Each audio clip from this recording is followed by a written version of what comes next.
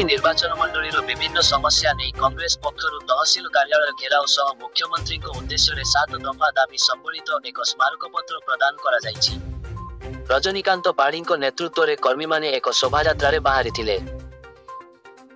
परिबा बजार निकटरे थिबा इंदिरा गांधी प्रतिमूर्ति रे पुष्पमाल्यार्पण पर पथप्रांत सभा आयोजित होइथिला। परे तहसिल कार्यालय सम्मुख में विक्षोभ प्रदर्शन करा जायथिला। हिंजिलिकाटू उपखंड चिकित्सालय रे आवश्यक डाक्तर नियुक्ति और भित्तभूमिर विकास, विभिन्न प्राथमिक विद्यालय रे खाली पड़िथिबा 225 शिक्षक पदवी पूरण, बेसरकारी विद्यालयर आवश्यक भित्तभूमि जांच, विभिन्न सर्वसाधारण स्थान रे खोलिथिबा बेआईन मद दुकान को बंद करिबा, ऋषिकुल्या और घोड़ाहाड़ नदी बेआईन बाली चालान बंद समेत विभिन्न दफा दाबी नहीं मुख्यमंत्री उद्देश्य स्मारकपत्र प्रदान करा जायथिला।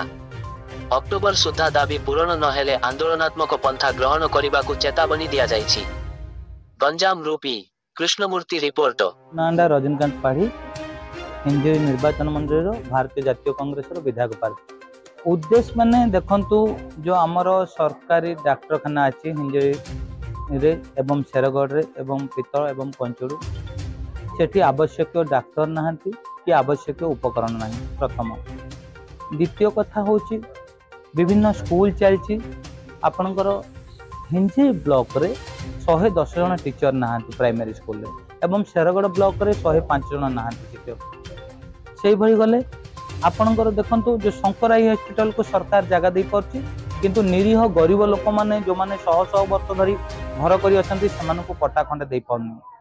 तापर गले देखिबे मद बेपार आपण दुर्बंध जातु देखिए शिव मंदिर पाखे गोटे मद दुकान चलती, बरमुंडी जातु गाँ मझीरे मद भाटी चलती, हिंजिली काटू देखु बजार मझीरे मद दुकान मदटा गोटे ये अमृत रस होगी चलती। से भाई देखिए पहाड़ फुटाइवाई ड्रिलिंग करी पहाड़ फुटाइबा नियम किंतु बारूद बिक्री होची प्रबल बारूद बिक्री होची जहा द्वारा बारूद द्वारा पहाड़ फुटाइबा द्वारा निकटस्थ ग्राम मान प्रभावित होती।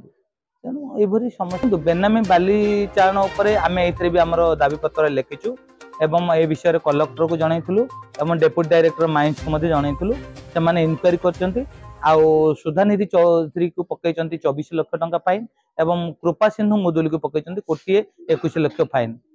आम बारंबार कंप्लेन करछुटा जदि समाधान न हुए कोर्ट तार आउ रैली फाली सब नेक्स्ट कोर्ट हाईकोर्ट।